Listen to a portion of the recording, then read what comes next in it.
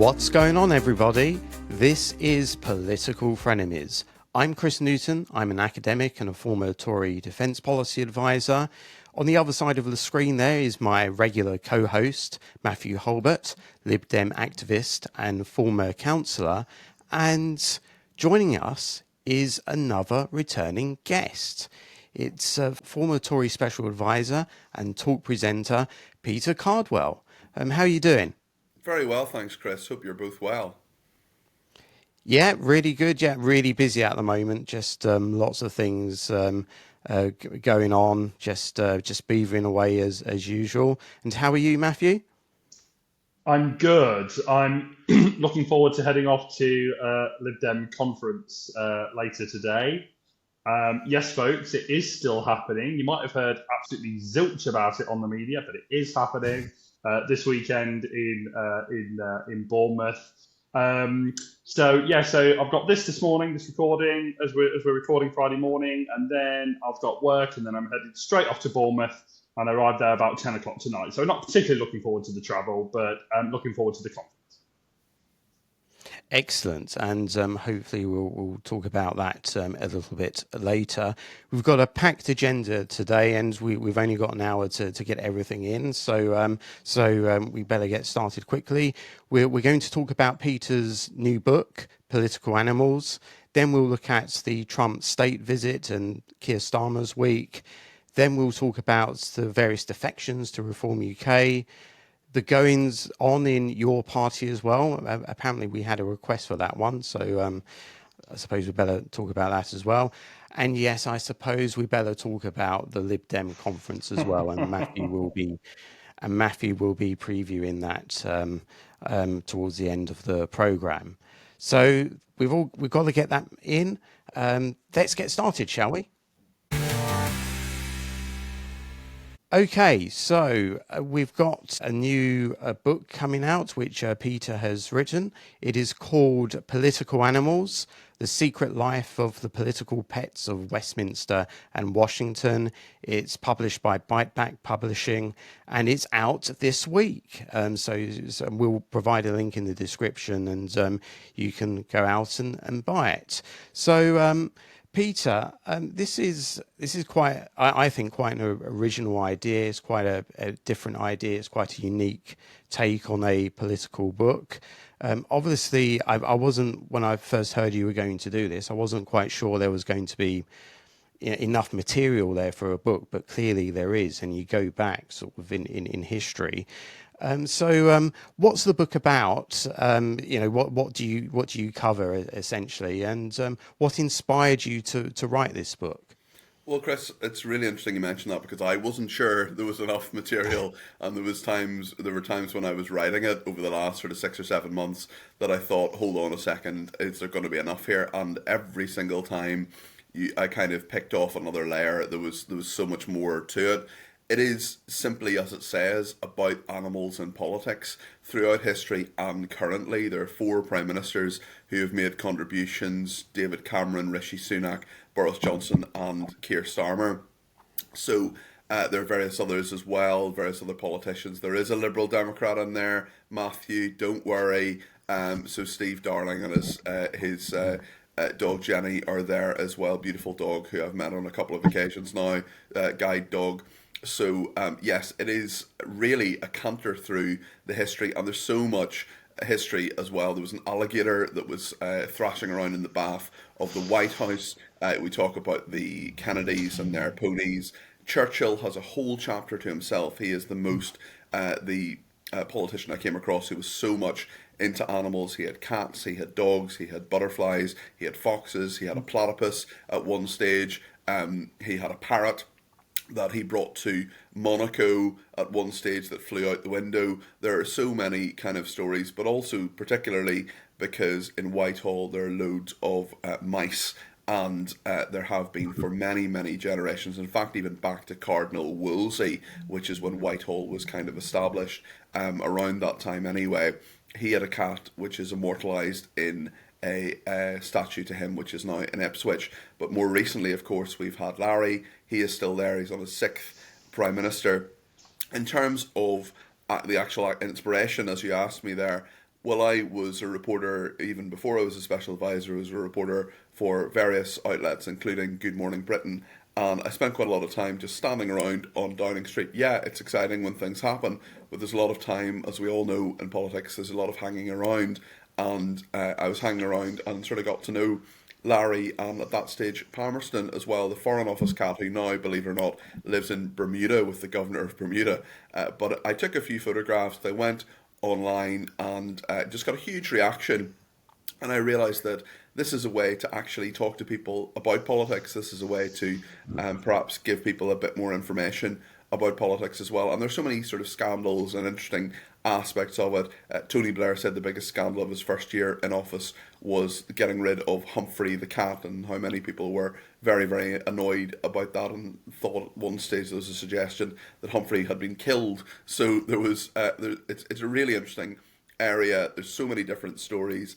And actually, my favourite story in the whole book is Sue Gray, who's the controversial chief of staff to Keir Starmer for a short time, who also wrote the Partygate report.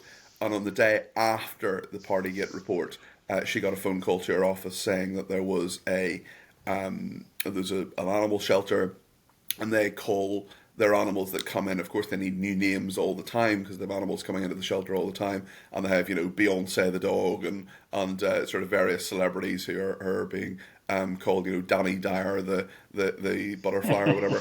And at one stage they had just Partygate was in the news. It was all over the papers and broadcast media, and they had a grey cat come in, and the cat they called Susie Gray, and they told Sue Gray's office. They just rang Sue Gray's office and said, "You might be interested, you might not. Just to let you know, we've got a grey cat and we've called it Susie Gray." And Sue Gray adopted the cat. Susie Gray lives with Sue Gray at Sue Gray's house. And I just think that's just a lovely story. And actually, for someone who is so controversial in terms of Sue Gray, it kind of humanises her a bit. And I hope that more widely with the book humanises politicians a bit, because as a special advisor, Chris, you know this, Mathew, you know this as well, there's so much consternation, there's so much annoyance with politicians. So many people think they're not connected in any way to real life. Well, they are. They're connected through their animals, they're connected through their families, they are real people. Even if we don't like what they do, they have the same, sometimes they have financial worries, they have kids who misbehave, they have problems in their marriage. I saw at least two families very up close when I was a special advisor, and part of what I suppose I've always wanted to do is just to kind of, as Chris Mason actually says about the book, he says that I've sometimes brought the human touch to political coverage, and as Chris Mason very kindly said, I brought the canine and feline touch now too. I just think it's a great idea for a book piece, and I really can't wait to read it. We love our pets anyway, don't we? In Britain, we're a nation of animal lovers. I was just out here wondering, is there any difference in terms of political parties as to what kind of pet people have, or does it work like that? Not really. I mean, obviously dogs and cats are the big ones. There is, of course, I've done some polling for the book as well. Delta Poll, I'm sure you've come across Joe Twyman, who is the head of Delta Poll, the co-founder. He is a friend of mine, and he did some polling for the book, which was really great. And 47% of people know who Larry is. And actually, if you have a rescue animal, people are more likely to be in favour of you, especially if they're a bit older.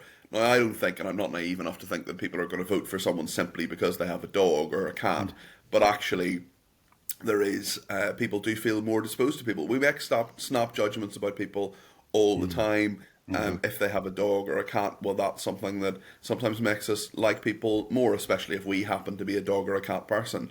I think I don't think there's really any party political link necessarily to any particular animal. But certainly there will be a number of people who will toss their head up and say, "Oh yes, of course," when reading about Gavin Williamson and his tarantula.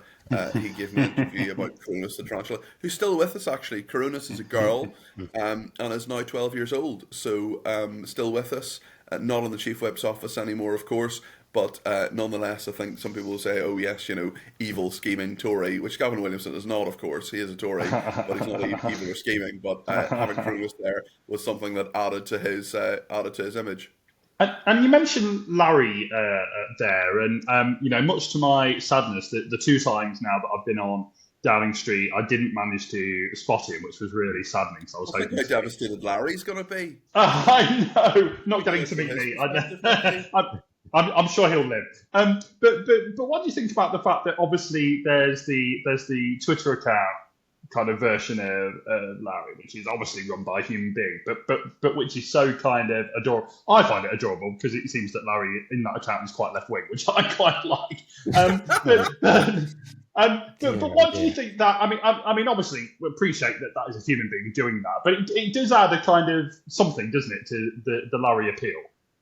It does, and well, it adds something to the Larry appeal from someone coming from your political perspective, Matthew. But there are a load of people who, as soon as I mentioned that I had interviewed that guy for the book, said, "I'm not buying the book." Because he's an evil left wing person who hates Tories and hates Reform UK and all the rest of it. So actually, I mean, yes, he is quite political, that guy. I don't know who it is. He did it through an anonymous email account. There were rumours that it was Justin Arn. That's untrue. Justin's one of the snappers on Downing Street who most snaps. Larry, that's not true at all. But certainly he's someone who has lots of political opinions. It is kind of funny to think of Larry sort of, having opinions about the people who come in through the door. And actually, Keir Starmer told me that what often happens is you have, the handshake on the front door at Downing Street, and then as soon as the world leaders go through the door, their attention immediately is, "Where's Larry? I want to see Larry. Show me Larry." So that I find sort of quite amusing. But yeah, the kind of idea that, I mean, Larry's very British in some ways. He's very phlegmatic. He just kind of gets on with it. He doesn't really care who these people are. He's unfazed by the whole thing, and he has a lot of kind of staying power without complaining too much. So I think people like him as a symbol, especially when our political leaders of the past few years have been so controversial. I should say I'm a big fan of the cats, but not so much of the Twitter account. And I just wish Number 10 would set up an official account for him, so that we don't have to put up with these left wing sort of takes all the time. Oh, lighten up, Chris. On the actual, yeah. The problem with free speech, Chris, is that it's not just for people who agree with us. It's for people who disagree with us. I have a feeling we may get on to that later on. I have a feeling we might. And just very finally on Larry. Sorry, Chris. Just very finally on Larry. I remember David Cameron's last Prime Minister's questions, and as part of his thing of saying goodbye, at PNQs, he said that there'd been some rumours that he didn't like Larry, and he just wanted to make clear that he loved Larry. I mean, it's interesting that he felt he needed to raise that at PNQ. Well, it was a rumour that was going around. It was untrue. I've spoken to a number of people, including people who actually, in Downing Street, who actually, sort of more permanent people, not the political staff who weren't sort of massive fans of David Cameron necessarily, who said, look, he loved that cat. He got on well with that cat. And actually, David Cameron gave me a photograph, previously unpublished, that is in the book of him kind of hugging Larry, and there was the one, of course, that he showed in Parliament that many people have seen, but there's a photo that people won't have seen that's in the book and was in the Times actually last week when I wrote about this. And on Monday. Gosh, it seems like a long week. This is something that wasn't true. David Cameron did love Larry, and as he said, he couldn't bring Larry with him much as he would have liked to, because Larry belongs to Downing Street. He doesn't belong to any individual Prime Minister. And the books, it says Westminster and Washington. Yeah. So obviously there's a foreign dimension there. So if you could say something about the American dimension, are there kind of similarities, differences? Yeah, sure. It's interesting actually. One thing I know Mathew will like is that in 2020 there was an ad for dogs, which was in the 2020 American election. Now, there's loads of history in there. It goes right back to George Washington. There's some interesting anecdotes about people like John Quincy Adams, who had the alligator, for example. There's Fala, the dog, who is immortalized, is the only animal, actually, that's in a presidential memorial, FDR's dog. He loved that dog, let me tell you. And Fala was important. The Chequers speech arguably humanized President Nixon, a very famous speech. But more recently, the 2020 ad in regard to dogs, it showed lots of images of presidents with their animals, the Kennedys with their horses, which were well known, one of which was given by the President of Ireland, called Seamus. There were lots of sort of animals through the ages, particularly dogs through the ages, saying that every president in the last 100 years has had an animal in the White House, apart from one, and then it was Donald Trump, of course, who is famously germ-phobic and doesn't like animals. And then it said, simply, dogs choose your humans wisely, over a big picture of Joe Biden with his dog. So it was quite an interesting way of using that as a political tool. So yes, there's loads in about Washington. There's a whole chapter about it, and actually there's some really, really nice stories as well, including Socks the cat, who was Bill Clinton's cat, who received more posts than he did at one stage. I can well and truly understand that. So, sorry, Mathew. Yeah, I was just going to ask, and I'm asking this a bit cheekily, but I've just got to get it in. Are there any Reform UK pets? Maybe crocodiles? Yeah. All right, change the record, Mathew. I did interview Nigel Farage, and the only thing that people will care about in his interview is that he's confirmed that if the polls are to be believed, and if Reform UK get a majority in the next election, if he becomes Prime Minister, Larry is staying. Larry is going nowhere. The Reform UK realise that Larry is very important and will stay. But no, actually, from Nigel Farage's perspective, I saw a slightly different side to Nigel Farage, because he talked about his family in a way that I haven't seen him talk about before. And he said, look, you've really, in politics these days, you've really got to protect your family. And it used to be that you'd have these sort of photos of, adoring spouses, usually women, adoring spouses and children, sort of wholesome image, all the rest of it. Now you can't do that, because they get trolled, they get attacked. They haven't chosen a life in politics, whereas the politician has. So animals have become a bit of a proxy for that. So Nigel Farage has loads of videos, especially on TikTok, of his two dogs, Pebble and Baxter. And he sort of said, look, I can't expose my family to the hatred that he, Nigel Farage, gets as leader. So the dogs obviously don't have social media, and everybody loves dogs. So, well, most people do anyway. So he does videos of them, and they get lots of hits. The other thing he said as well is that because he had that plane crash in which he nearly died a number of years ago, 15 years ago, he has to do lots more exercise than most people, because he has problems with his vertebrae, and he nearly died in that plane crash. And he said that exercise and the exercise with the dogs, often very, very early in the morning, because like really any politician, Nigel Farage does very long days. Sort of 5:30 in the morning, he's out with the dogs. They love it. He loves it, and it actually helps, stretch his muscles and help his vertebrae and everything. So actually, I saw a side to Nigel Farage that I don't think many people see actually in that interview. And of course, that very important news that Larry is staying if Reform UK get to number 10, which I'm sure will be one of the many things you will rejoice in if Reform UK win the next election, Mathew. Oh dearie me! Well, I'm sure we'll get on to Reform UK later on. What does your own cat make of all of this, Peter?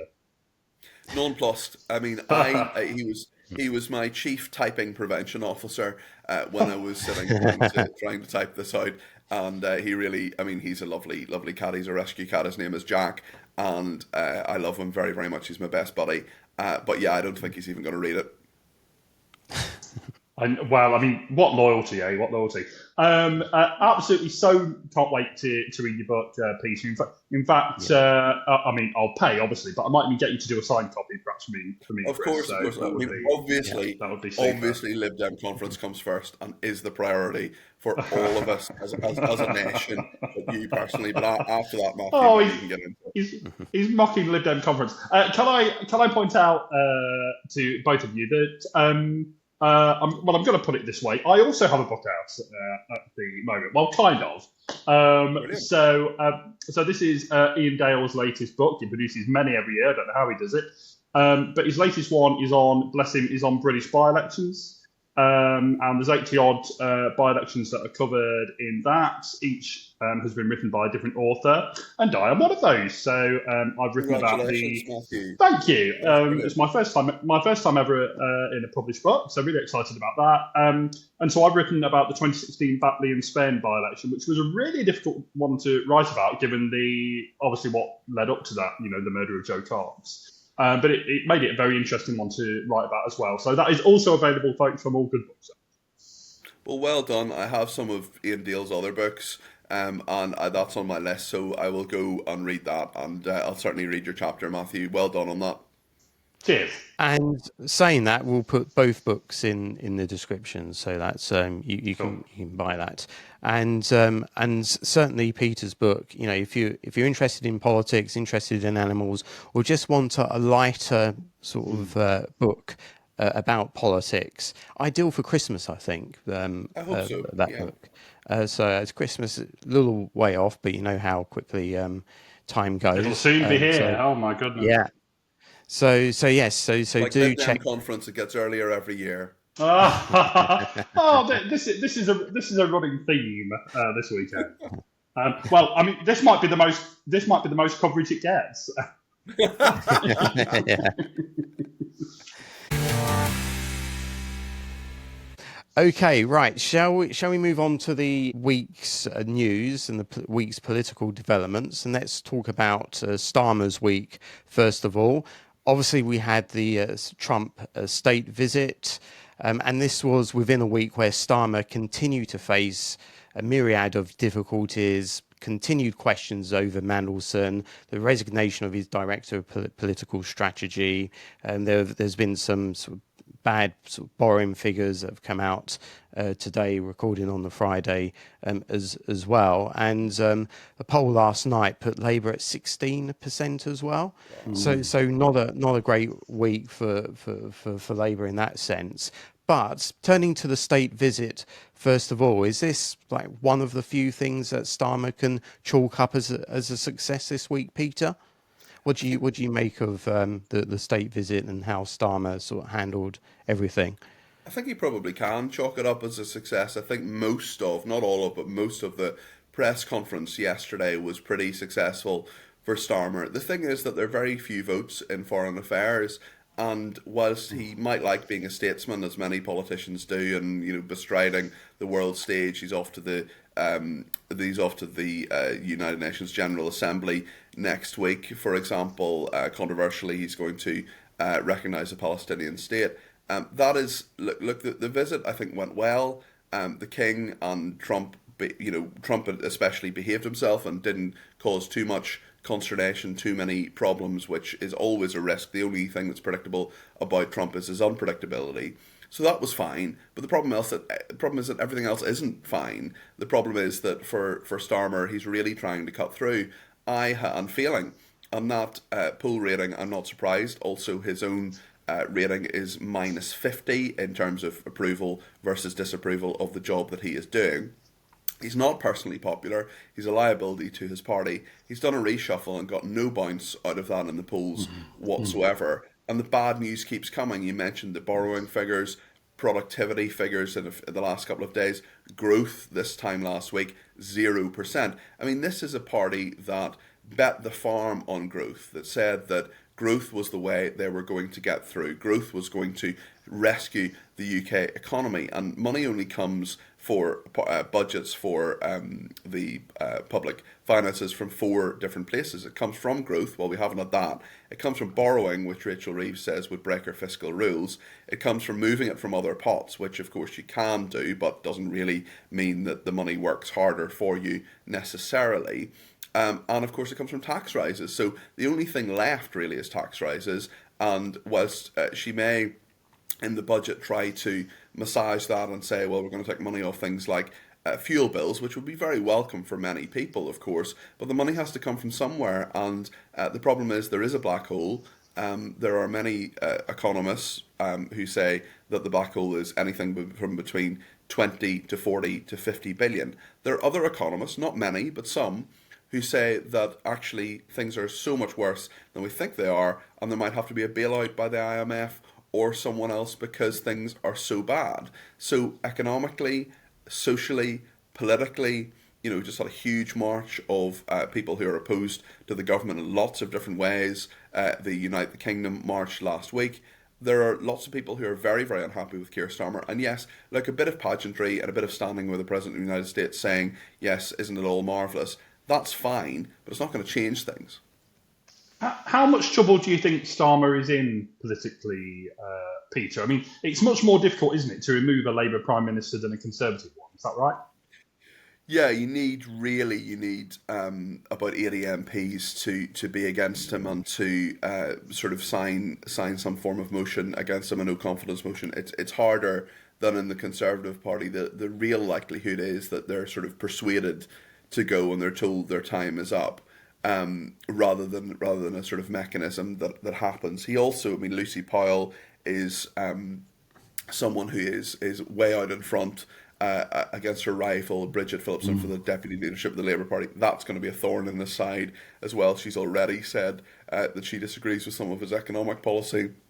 So, I mean, it's interesting in that I kind of think that he's okay, sort of, for the moment. The Andy Burnham thing is interesting, and I think it's interesting for people in Westminster and in the bubble who are obsessed with politics. I mean, there are so many what-ifs in the Andy Burnham aspect to this. What if this MP stands down? What if he gets the nomination? What if he wins the election, which, Reform UK would fight tooth and nail, as would many other parties as well. But there's no guarantee he becomes an MP and could be humiliated again. He ran for Labour leadership twice previously, didn't win it. Then what if he gets to Parliament? What if he challenges Keir Starmer? What if he becomes leader of the Labour Party? What if he turns things around?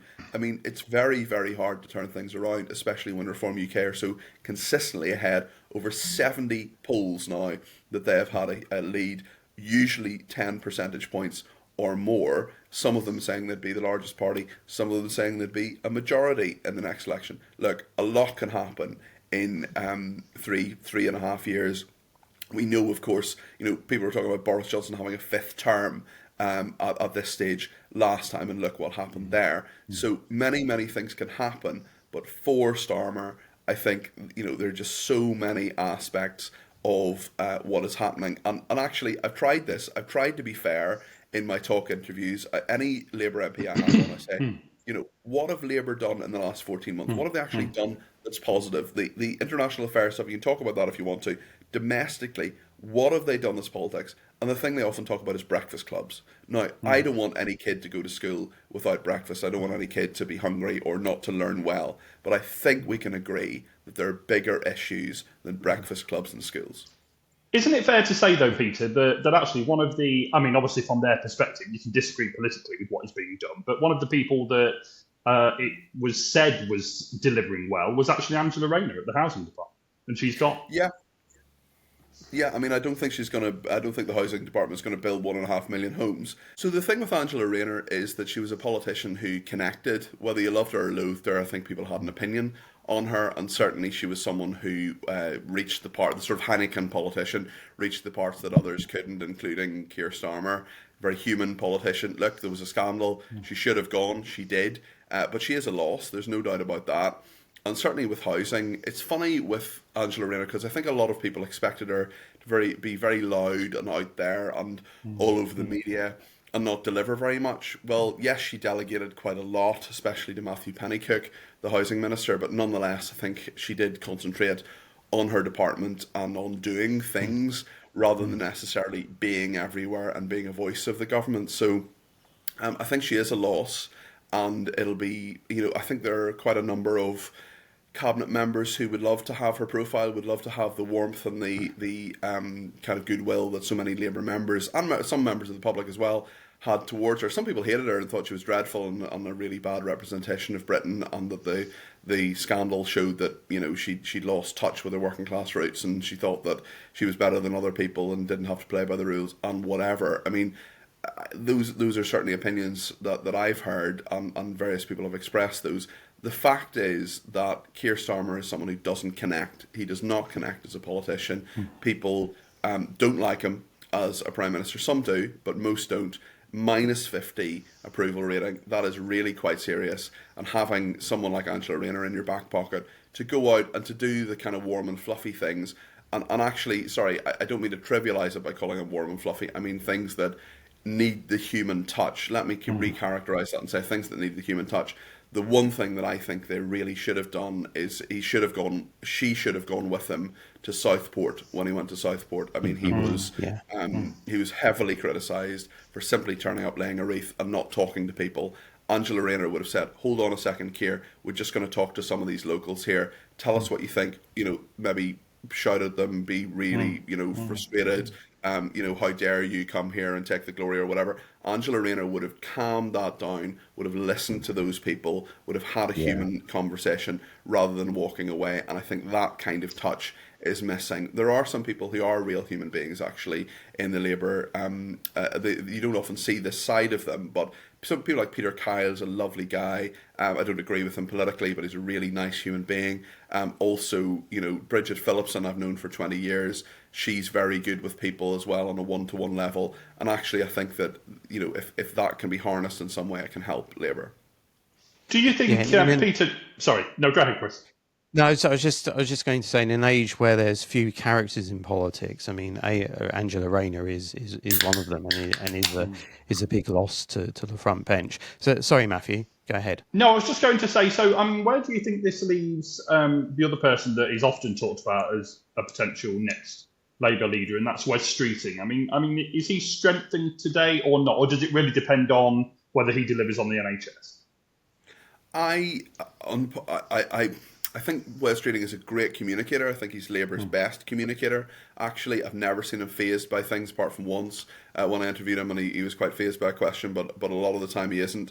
I'm not sure he's the next leader of the Labour Party for a couple of reasons. One, he's an out-and-out Blairite, and that's fine. There's nothing wrong with that. If you have your opinions, that's fine. But he has a really tight majority, and I think that it would be very difficult for him to be Labour leader, because other parties from the left, your party or Islamist candidates, would certainly be throwing the kitchen sink. And that Reform UK would as well. And I think that he could easily be unseated. He nearly was at the last election, actually, when he was only Shadow Health Secretary. And I think that Labour wouldn't take the risk on him as leader. He is a popular figure, but he is an arch Blairite. As I say, that's a perfectly legitimate position to hold, but I'm not sure it's where the Labour Party is at this moment.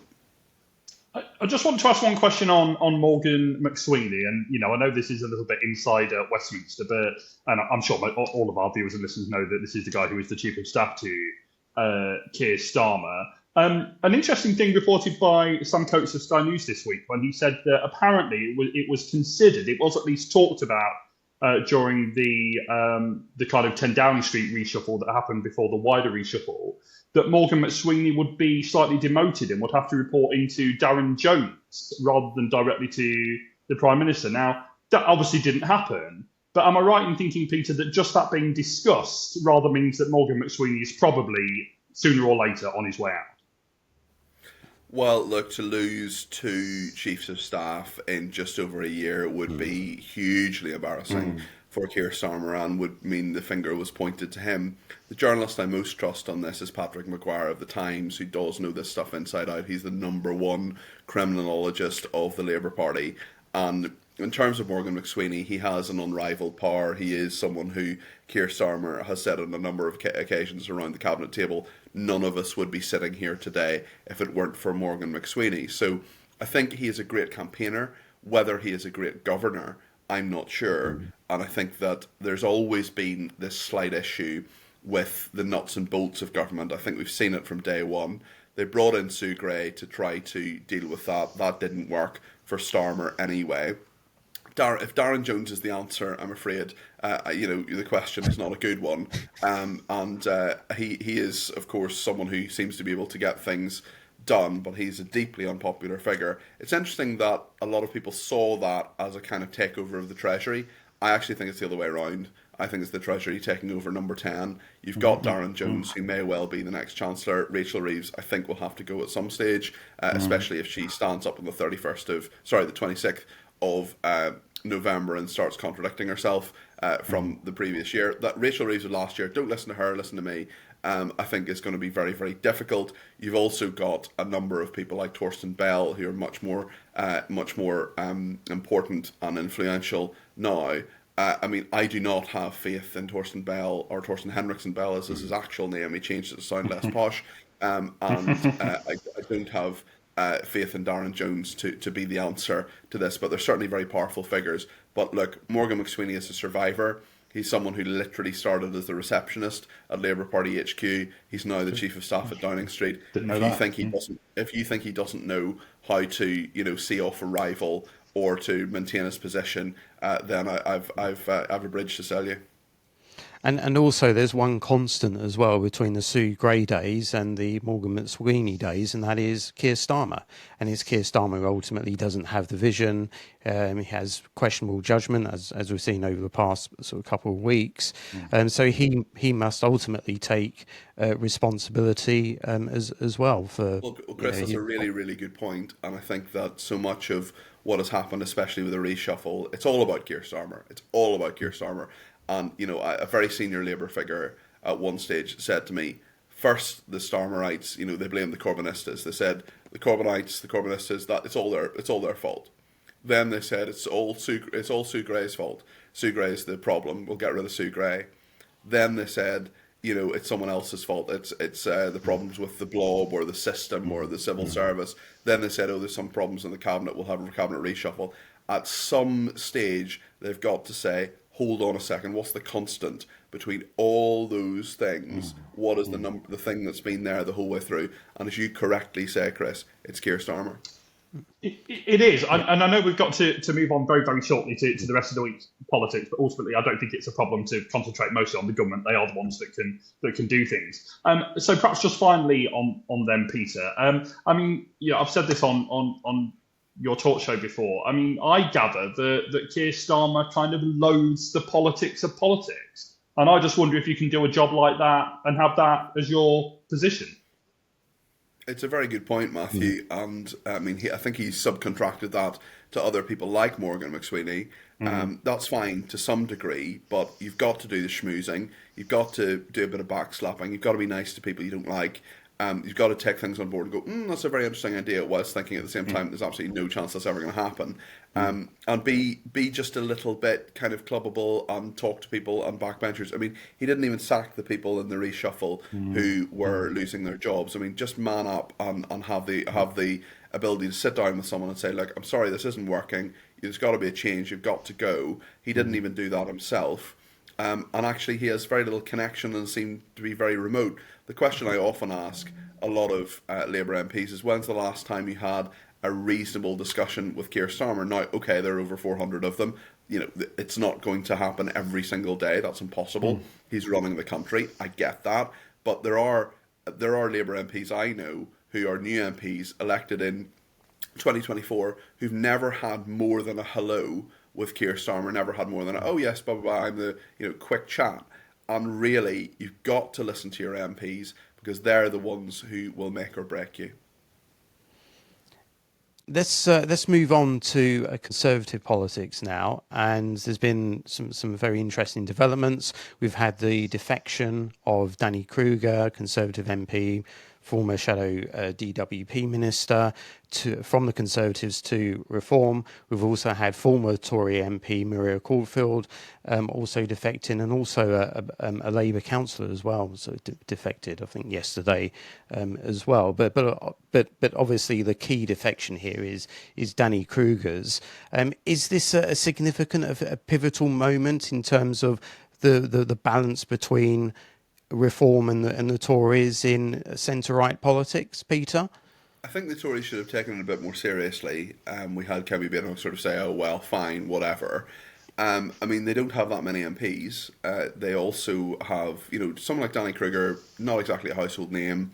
He's someone who was a shadow minister, fine. But look back into his history. He was the person who was writing speeches for David Cameron. He was also the political secretary for Boris Johnson. Now, political secretary is an incredibly important behind-the-scenes role where you're managing the party, you're trying to get legislation through, you're doing really the nuts and bolts of the political work that is done with the Conservative Party. He knows the Conservative Party back to front in a way that very few people will. He'll know almost every single MP for the Conservatives really, really well. He'll have had numerous conversations with them, far more conversations than Kemi Badenoch will have had, far more conversations than even Boris Johnson as Prime Minister will have had, because political secretary is just absolutely crucial as a role.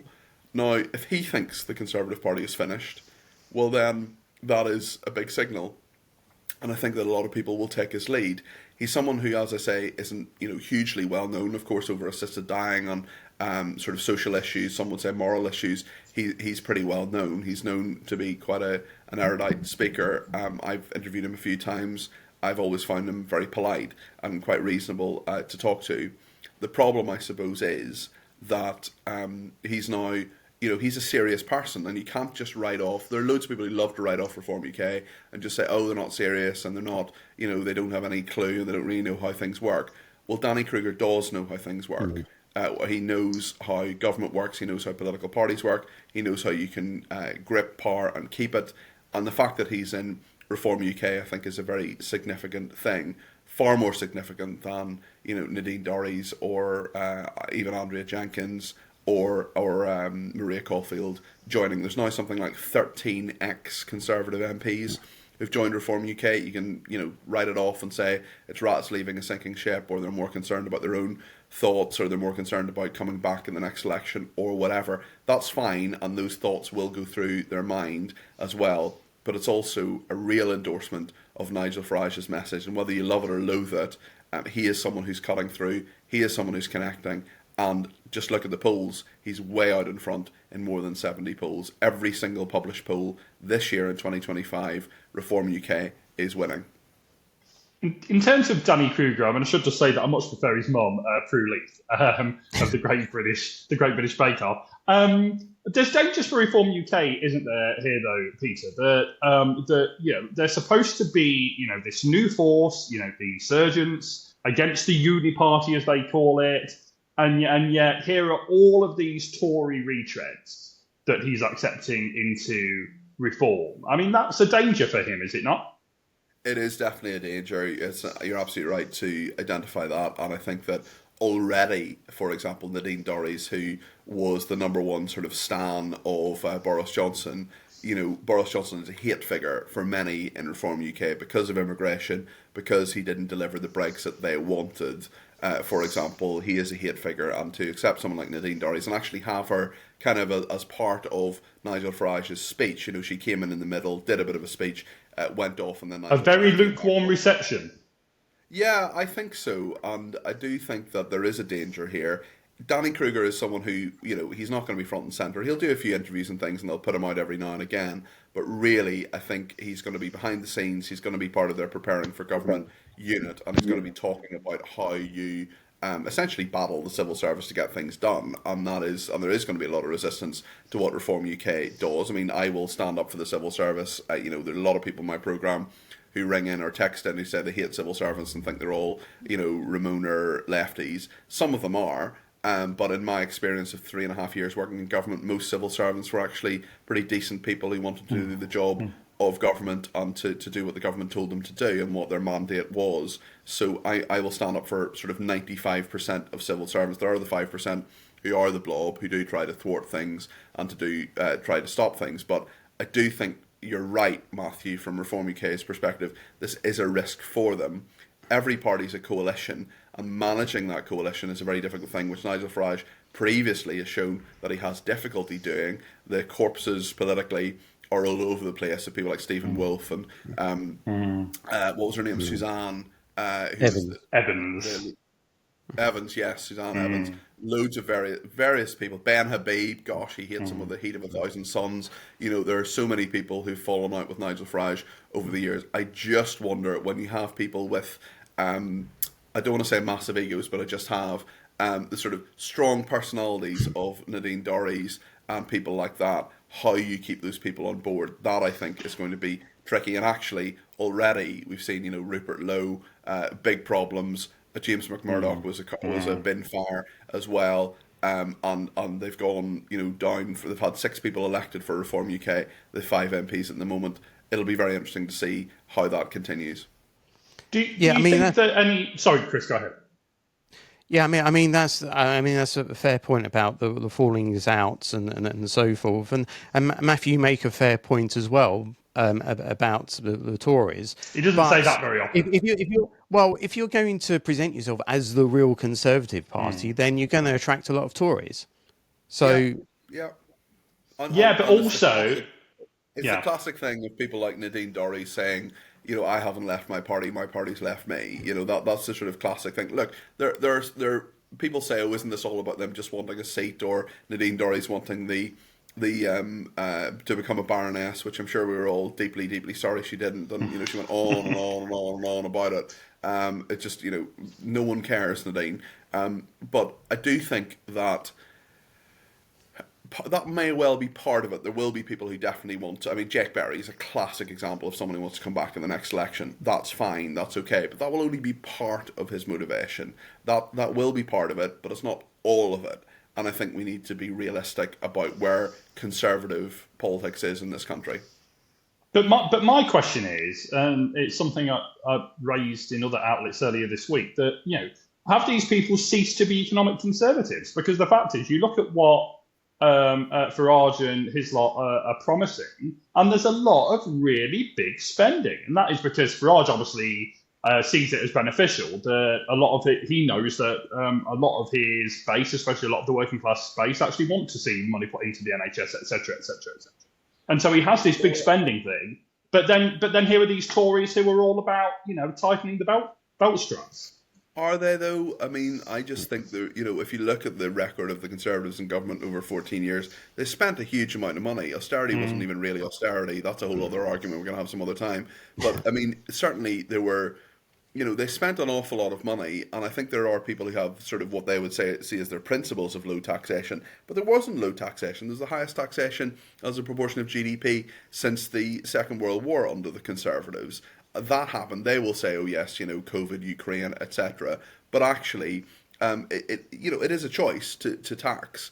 Also, I think that Kemi Badenoch, her criticism, I think her best criticism so far, one of the most memorable, in fact, possibly the only memorable thing I've heard her say in the last 14 months, was when she said that Nigel Farage and Reform UK were Corbynism with a Union Jack. Which is a good line. It is a good line. I think that at the end of the day, Reform UK are not a Conservative party; they're a populist party. That's fine. There's nothing wrong with that if you're honest about it. And there'll be various things to various people, but also the coalition they're building isn't just about conservatism, and it's naive. I'm not saying you think this, but it's naive for people to think, oh, they're just another version of the Conservative Party. They really, really aren't. And there are a lot of people, including that Labour councillor and many Labour voters, who will vote for them for all sorts of reasons, not simply because they have Conservatives in the party. Well, just on that Labour councillor, I read, and I only read this on social media, so who knows? But I gather that he started off as a Lib Dem, then went to Labour, then went to Reform. I think that's quite a political journey. Like Lee Anderson. Lee Anderson was Labour, then he was Conservative, then he was suspended from the Conservatives, then he became Reform UK. The other political chameleon in our midst is, of course, Zach Polanski, who's been in lots of different parties. And I can think of one other person, Mathew, who's been in a few different parties too. I was going to raise that myself. Yes, I was in Labour, then the Greens, then the Lib Dems. But what I would say is that I certainly felt that all three of those were parties of the centre-left. So I don't think that actually my politics changed during that. Whereas, I think to start off in the Lib Dems and end up in Reform, there's something going on there politically. Maybe Reform UK will be your next party, Mathew. No, I can very much say no. Just one other thing about Reform being an economic Conservative party or not. We have to remember also that they've also signalled, they haven't laid down the detail admittedly, but they've also signalled loads of cuts as well, whether it's to net zero, whether it's to the machinery of government. So maybe it will all balance out in the end, but we'll have to see about that. Can I just ask one final question in regards to this? Obviously, we've seen that Labour councillor go over and they tried to make a big thing of that. Do you think we'll see a Labour MP go over to Reform, or do you think that's unlikely, Peter? It's not outside the realms of possibility. I mean, look, we'll see. Maybe someone like Graham Stringer. You never know.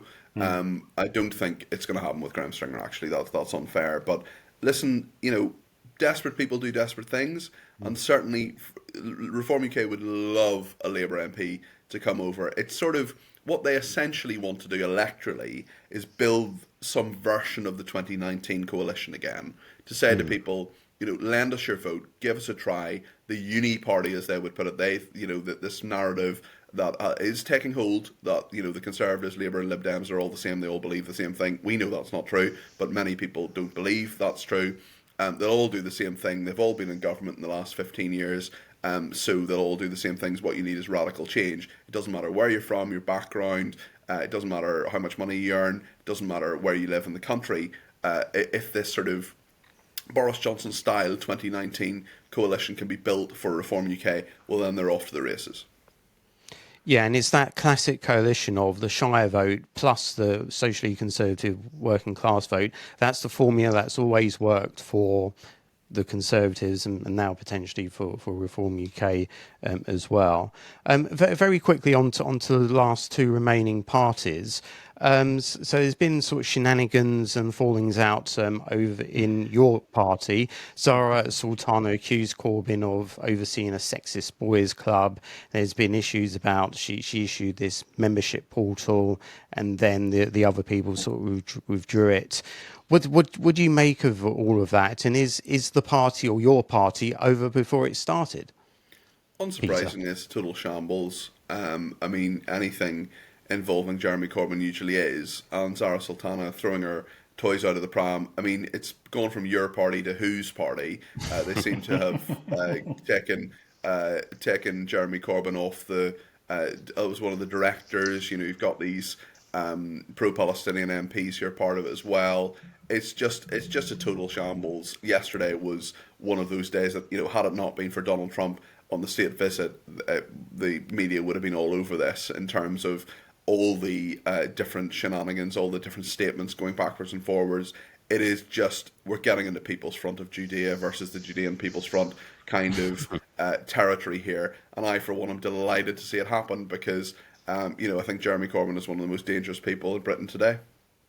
Do you think that it's good news for the aforementioned Zach Polanski? He, I think he's a really interesting character, and I think it'll either go one of two ways for the Greens. People will either be really put off, or we'll see quite a lot of traction go over to the Green Party. Do you think that the collapse of Corbyn's lot is good news for him?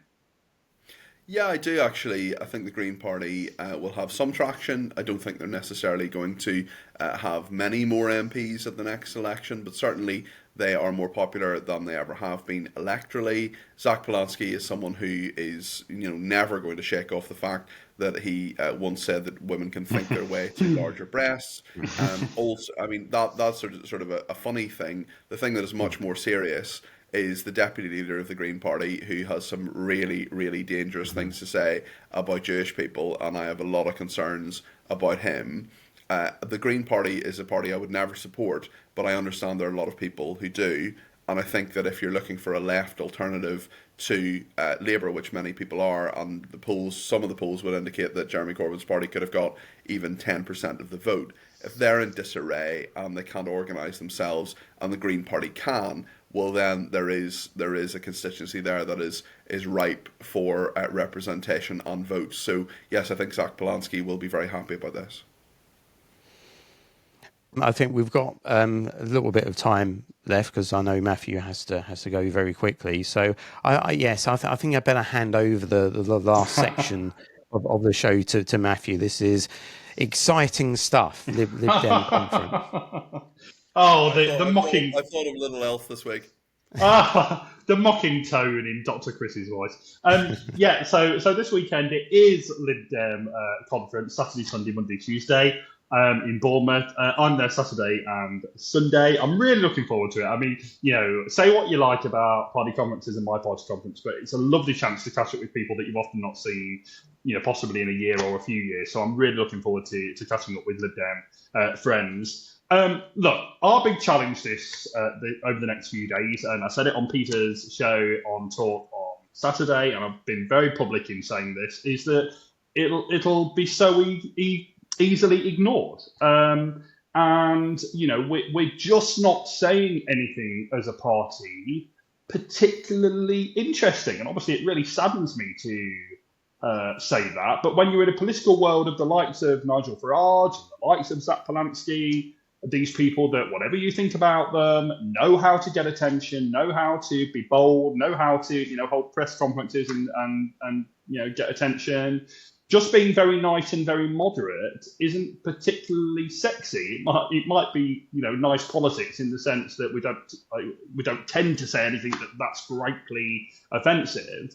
But it just doesn't get us any attention. And, I noted yesterday that I think George Eaton from The New Statesman had interviewed Ed Davey, and the title of his piece was, "Can the Lib Dems escape obscurity?" And I think that's the big question for us this weekend. But, as Peter also knows, do I have criticisms of the media in terms of our lack of coverage? Yes, I do. But then I also know for a fact from Peter and others that there's been times when, people have wanted to interview the Lib Dems and to be nice about us, and the party has put no one up for interviews. So, I don't like to, the people in the press office are not elected. I don't like to, be critical of them as individuals. But I do wonder what is going on at the Lib Dem press office, because we're just not getting the fact is, we are the third largest force in the Commons in a century. We should be getting more traction than we're getting. And so, Peter, perhaps finally, do you have any advice for us or for Ed Davey? Matthew, I love that question. You're getting into sort of Julia Hartley-Brewer territory in terms of length of question there. I think, can I just say I highly respect Julia as a broadcaster. She's a wonderful, valued colleague and friend, but sometimes her questions can be a bit long. Matthew, I think all the points you've made are correct.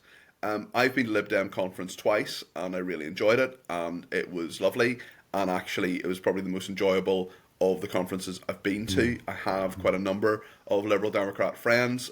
You'll know, Matthew, that my goddaughter's mother is the Vice President of the Liberal Democrats, Amna Ahmed, who is one of my best friends in the whole world. We disagree politically, but that doesn't matter. We can disagree without being disagreeable. In terms of the Liberal Democrats, look, you've 72 MPs. There's a problem on both sides. One is they don't put people up, which annoys me a lot. Second, up for interviews. Secondly, sometimes the people they do put up for interviews aren't briefed properly. I did an interview which made it onto Guido Fawkes, actually, because it was such a car crash. I did an interview with a Lib Dem MP on Times Radio on one occasion. I was actually a guest on the programme, and but part of my job was to sort of throw a few questions at the interviewee, who was a Lib Dem MP, and she did. It was about welfare. The big issue was the welfare policy of the last couple of days, and she didn't know what the Lib Dem welfare policy was. And if there's one thing you know about the Lib Dems, it's that they care about welfare and they have views and policy on welfare, and she didn't know. And one of the things was, she said, well, I've only been in politics for a short time. And I just thought, you're a member of Parliament, you've come on a national media station to talk about various things, including welfare. You've got to know your stuff, and if you don't, that is a big issue. So there are clearly issues behind the scenes with the Liberal Democrats. Matthew's example that he gives, this was a story I really wanted to feature on my programme on Talk. It was a really good idea. I liked it. Perhaps not the most liberal idea, but it was to fine people £1,000 for having for playing music out of their phones on public transport. I think the legislation may have been there already, but nonetheless, this was about enforcing it. And this was a week before the council elections. You would have thought that for a media outlet that doesn't traditionally support the Liberal Democrats in many senses, the talk that I work for, they would be biting your hand off. I want to come on and say, this is a great idea, tell us about it. We gave them 2-3 hours notice. 3 calls were put into the Liberal Democrat press office. Answer came there, none. They didn't even get back to us to say no one was available. and you just think, hold on a second here, there's a problem. It's also just a wider issue. That's just an anecdotal example. But the wider issue is, of course, there's 72 Lib Dem MPs, apart from maybe Daisy Cooper and Ed Davey. I'm not sure most people could really name many of those people. And there are people who are really intelligent, interesting, have things to say kind of people. And I'd love to hear from more from them. Maybe Lib Dem Conference will be one of those kind of opportunities. But certainly, Mathew, I want you to bang the drum. And as I know you have been on social media and in conversations you have, but certainly to have many, many more Lib Dem MPs. I want to talk to them. I want to hear what they have to say. And if they won't talk to me, they can't then complain about not having their message on Talk or indeed on other media outlets. Yeah. Well, and just on that, I mean, I've said to Lord Pack, the current and outgoing party president, I've raised this issue directly with him to his face at a conference. So the party knows full well, my position on these things, and it's a slightly ridiculous situation, isn't it? When and I'm sure that I'm right about this, that I'm on the national broadcasters more than some of my party's MPs. That shouldn't be the right way round, It's ridiculous. Can I just say, Chris? We always, even when I strongly disagree with you, Mathew, we always appreciate you coming on. I know you often, go to great sort of logistical lengths to come to London and so on. We always appreciate it. And, I always appreciate my conversations with you, even though we fundamentally disagree on many, many things, apart from perhaps Carl Cashman. Oh, Carl Cashman. Anyway, we shouldn't get into him. He might watch this. I look forward to seeing him at conference. I should just say that I am chairing a fringe. You do, Mathew. I know you do. I'm chairing a fringe at conference. I'm chairing the Dignity in Dying fringe. Obviously talking about the issue of assisted dying, but really looking forward to that on Sunday morning. But Peter, thanks so much for being with us today. We really appreciate you coming on again. Good to talk to you both. Thanks, Chris, and thanks, Mathew. No, thanks very much. Do remember to check the link, to check the description, and to check the links to Peter's book and to Mathew's book as well. Again, thanks very much, Peter. Really appreciate you taking your time out to this day, and also check Peter out on Talk as well, where he presents the Drive Time show on Friday and weekend mornings, 10 till 2, isn't it? 10 to 1. 10 till 1 Saturday, Sunday, 10 and to Drive 1, yeah. on Drive on Thursday and Friday, yeah. Yeah.